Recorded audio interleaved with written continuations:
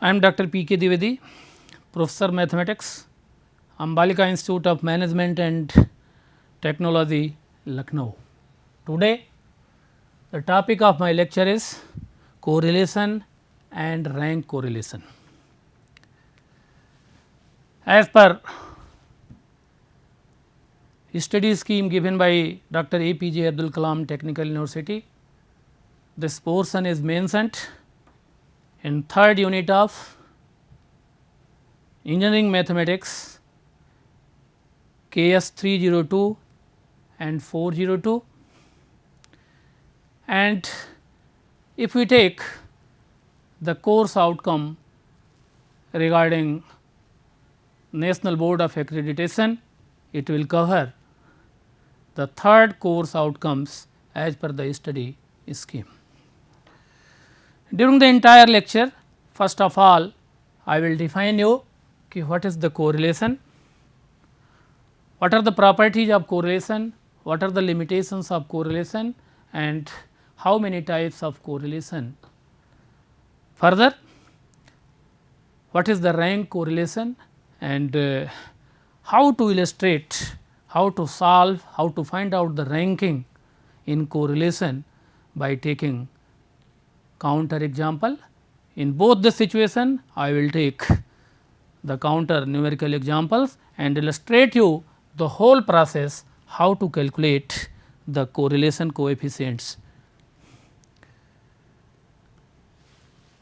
First of all, we shall come to the topic correlation, and then question arises here, what is correlation? Correlation is nothing but it is a statistical tool which studies the relationship between two variables. Correlation के बारे में आप जानते हैं, correlation exist तभी करेगा जब variables दो होंगे, दो पर्सन के बीच में रिलेशंस हो सकते हैं. अगर सिंगल पर्सन होगा तो वहाँ कोई रिलेशन नहीं होता है. हमेशा जो रिलेशन एग्जिस्ट करेगा तो कम से कम दो लोग होंगे, दो लोगों के बीच में रिलेशन एग्जिस्ट करता है. तो in the same situation correlation is nothing but it is the statistical tool which studies the relationship between two variables. It involves various methods, techniques used for measuring the extent of the relationship between two variables. x और y दो variables होंगे, x और y दोनों के बीच में किस तरह के relation होंगे, वो पॉजिटिव होगा, नेगेटिव होगा, परफेक्ट होगा. I will describe each and everything. After defining the correlation, we shall find out the coefficient of correlation. What is coefficient of correlation? So, the degree to which the two variables are interrelated, the degree to which the two variables are interrelated is measured by a coefficient which is called coefficient of correlation. The degree to which the two variables are interrelated is measured by the coefficient which is called coefficient of correlation. Generally, it is denoted by small r or in some books rho. हम rho से denote करते हैं. What are the properties of coefficient of correlation?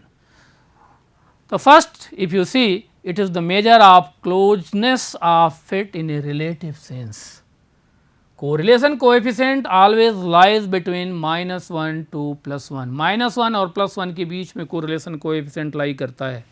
कभी भी आप correlation coefficient जब calculate करेंगे तो you can check your answer. If you will have the answer between -1 and +1, so there will be a more and more probability your answer will be correct. Otherwise, beyond this value अगर आपका correlation coefficient कहीं exist करता है, it means that it may be wrong.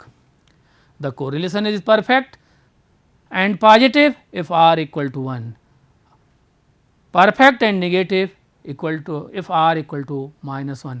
अगर r equal to 1 है तो correlation perfect होगा और positive होगा. if r equal to -1 है correlation perfect होगा, -1 है correlation perfect होगा लेकिन negative perfect होगा. और अगर same situation में if you have the value r equal to 0, if r equal to 0 then there is no correlation between the two variables x and y. अगर r की value 0 होती है तो दोनों वेरिएबल्स के बीच में कोई कोरिलेशन नहीं होगा, और अगर कोई कोरिलेशन नहीं होगा it means that the variables are said to be independent. अगर कोई कोरिलेशन नहीं होगा तो both the variables are said to be independent. The correlation coefficient is a pure number not affected by the change of origin and scale, and it is a relative measure of association between two or more variables. Now comes to types of correlation. There are so many types of correlation, that is positive correlation, negative or inverse correlation, linear correlation, perfectly linear correlation, perfect correlation, direct or perfect positive correlation, inverse or perfect negative correlation. So, if we take two variables x and y, अगर x की सारी values increase कर रही हों,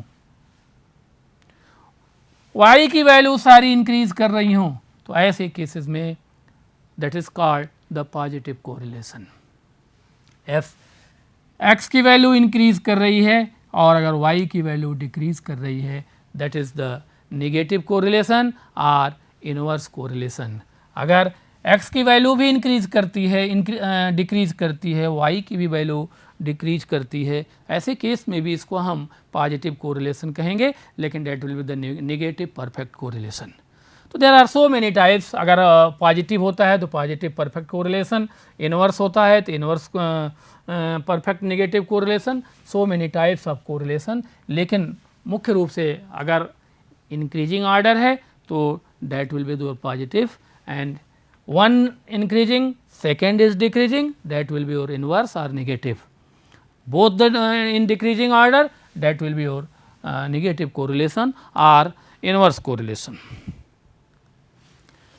How to find out the coefficient of correlation? There is a very famous method, you should know, Curl-Pearson coefficient of correlation.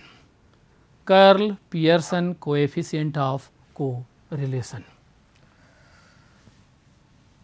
Curl-Pearson coefficient of correlation is denoted by small r. कहीं भी अगर हम coefficient of correlation की बात करते हैं तो उसको हम small r से denote करते हैं in general, and it is defined as r equal to covariance of x y upon under root variance x into variance y, or you can say in other way r equal to summation dx dy upon summation dx square into summation dy square. In some books you can find, you will see summation x y upon under root summation x का whole square into summation y का whole square, you will see, but answer will be same, but because we have taken here dx dy and under root dx square and dy square, here x square and summation y square, here we have taken dx equal to xi minus x bar, dy equal to I minus yi minus y bar, dx equal to xi minus x bar whole square and dy square equal to y minus y bar whole square. dx को हम replace कर सकते हैं capital x से, dy को replace कर सकते हैं कैपिटल y से, situation are same, there is no difference between both the formula. Also you can write r equal to summation dx dot dy upon n into sigma x sigma y, where n is the number of observation, sigma x and sigma y are the standard deviation of x and y. तो कोई problem इसमें नहीं है, आप चाहे इस फार्मूले को यूज करें चाहे इस फार्मूले को यूज करें, both the formulas are same. I will take the counter example because in examinations maximum number of times the numerical examples, numerical questions will be asked. So first of all we have taken example, calculate the correlation coefficient between the following data. हमने बताया आपको earlier slides में कि जब भी दो variables होंगे तो दो वेरिएबल के बीच में ही कोरिलेशन कोएफिशिएंट एग्जिस्ट करेगा. तो in the given data there are two variables x and y, x equal to 5, 9, 13, 17, 21, y equal to 12, 20, 25, 33, 35.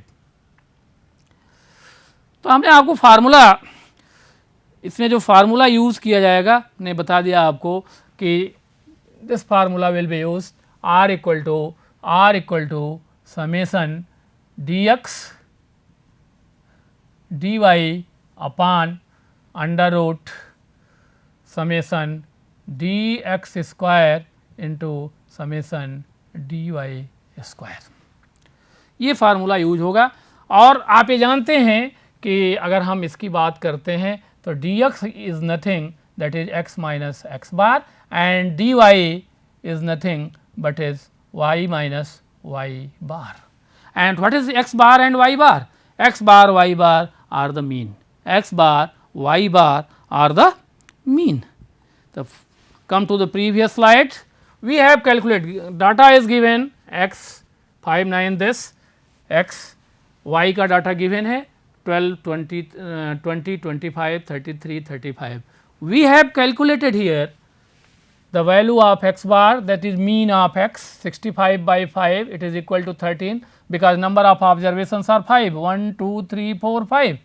So, x bar 65 by 5 equal to 13. Similarly, we have calculated y bar, that is इसको आप add कर दीजिए summation y 125 मिलेगा and divided by 5 25. Let dx equal to x minus x bar and dy equal to y minus y bar. We have calculated all the values in this statistical table. You see here the value of x. Since x bar equal to 13, we have find out 5 minus 13 minus 8, 9 minus 13 minus 4, 13 minus 13 0, 17 minus 13 4, 21 minus 13 8. We have calculated here 64, इसका square कर दिया, dx square मिल गया. Similarly, the value of y 12, 20, 25, 33, 35.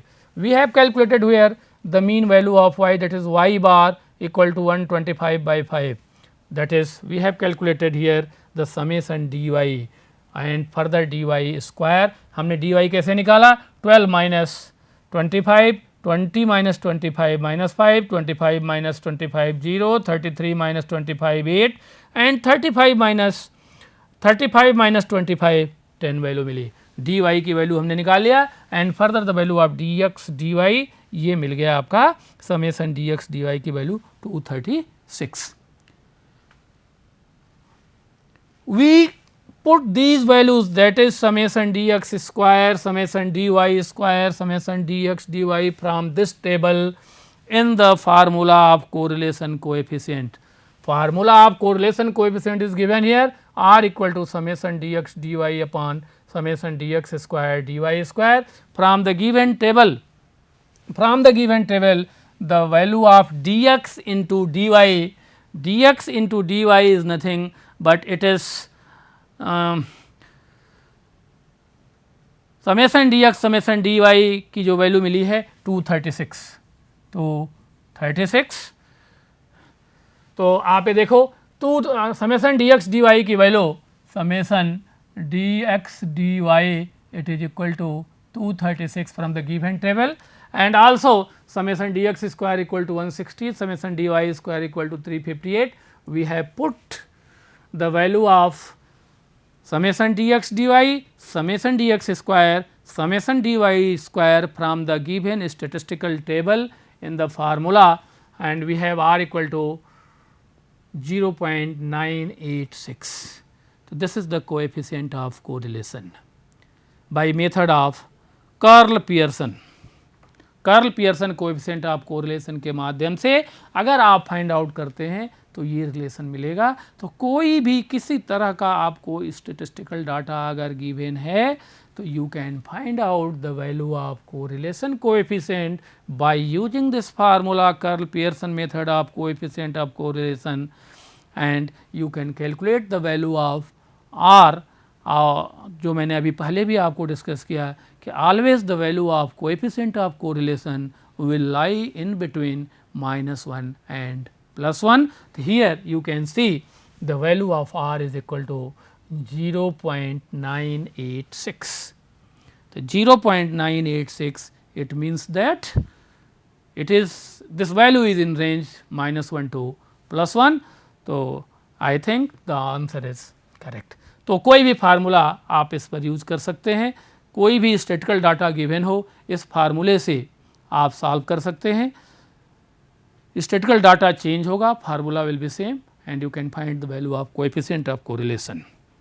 Now the another point, another topic which we have taken here, the Spearman rank correlation coefficient.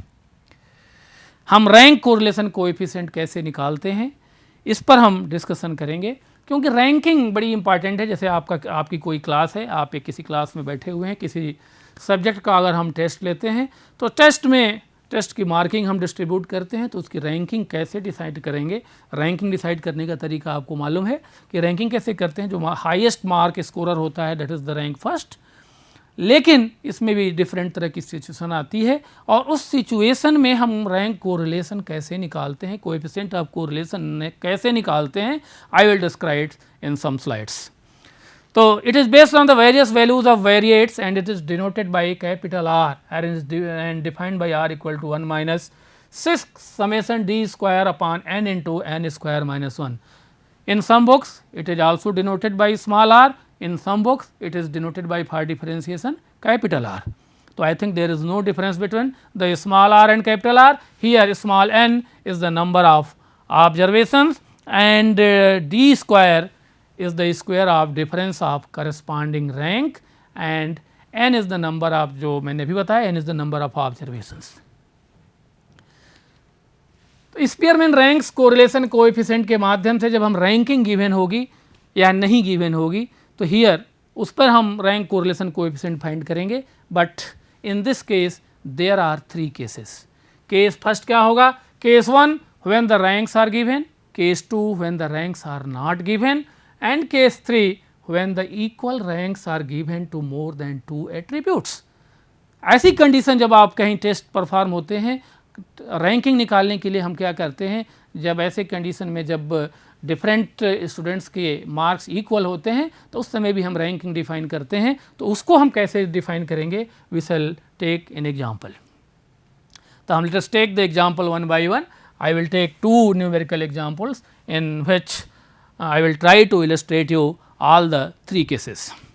So, from the given first example we have taken from the given data, calculate the coefficient of rank correlation between x and y. Data of x and data of y are given. So, we shall first of all find prepare the statistical table. You from the data you can see the number of observations are given 8. Number of observations are given 8. Statistical table is given below. x की value given है, y की value given है. We shall find rank in x, rank in y. Rank हम x कैसे निकालेंगे? हम यहाँ ये देखें कि सबसे हाईएस्ट स्कोर कौन सा है. Highest score in the series of x is 97. We have taken rank 1. After that the 89 rank 2. After that 89 rank 2. After that 79 rank 3. After that 78 rank 4. After that 69 the rank 5. After that 68 the rank 6. After that 59 the rank 7 and last rank is 57 8. Similarly, we can find the rank in y. First highest rank that is 156, second 137, third 136, fourth 125. Similarly, all the ranks are defined here. The rank 1 मिल गया, rank in x मिल गया, rank in y मिल गया. Further हम इनका difference निकालेंगे by taking the formula d equal to r1 minus r2. दोनों को हमने subtract कर दिया, d की वैल्यू मिल गई और d स्क्वायर की वैल्यू मिल गई, d स्क्वायर की वैल्यू मिल गई. अब तो हमारे पास जो फार्मूला है हम जानते हैं r equal to 1 minus 6 sigma d square upon n into N square minus 1. इस फार्मूले में ये सारी वैल्यूज हम पुट करेंगे. I think you see in next slide that is the coefficient of rank correlation is given by r equal to 1 minus 6 sigma d square upon n into N square minus 1. We have given at the first stage of this problem, that is the n equal to 8, that is r equal to 1 minus summation d square 1 minus 6 d square की value अगर आप previous slide से देखें तो d square equal to 4 है.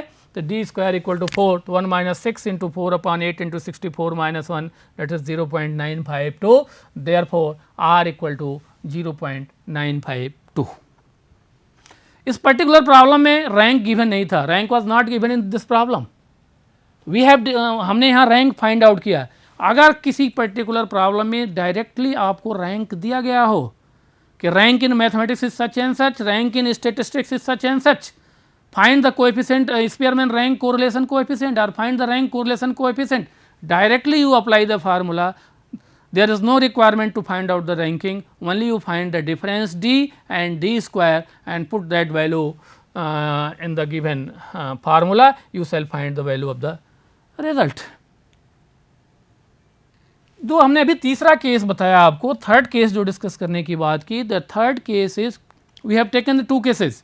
Case first, if the ranking is given, if the ranking is not given. लेकिन in example third, when the ranks are equal, when the ranks are equal, so we have taken the example from the following table, calculate the rank correlation coefficient. From the following table, calculate the rank correlation coefficient. We have given the value of x and value of I. So first of all, we shall prepare the statistical table.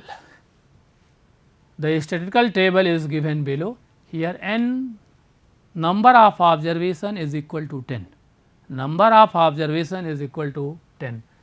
The value of x is given, the value of y is given.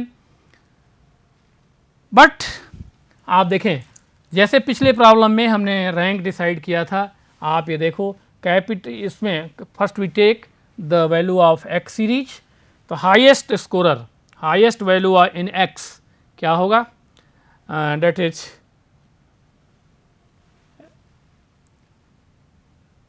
x and y, rank in x1 हमको निकालना है. तो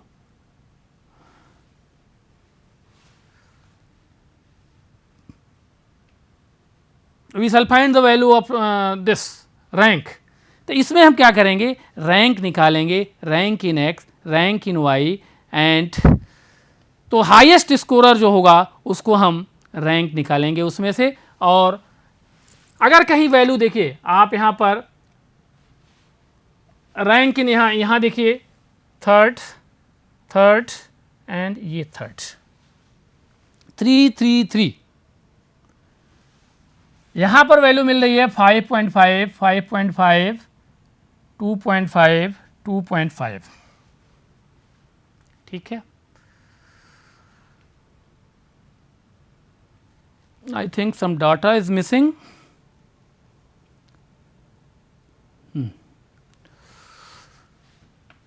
तो ranking मिल जाने के बाद यहाँ देखिए, यहाँ जो हम रैंकिंग डिफाइन कर रहे हैं थर्ड, हमने फर्स्ट रैंकिंग ले लिया.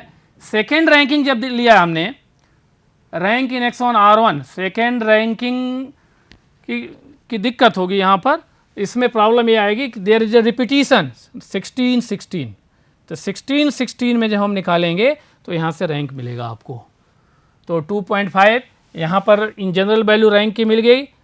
यहाँ रिपीटिशन है 3, यहाँ 3 की रिपीटिशन अगर हम इसको मान लें तो M1 इज इक्वल टू 3 और यहाँ पर मान लें M2 it is equal to 2 और यहाँ पर मान लें 2.5 को M3 इज इक्वल टू 2.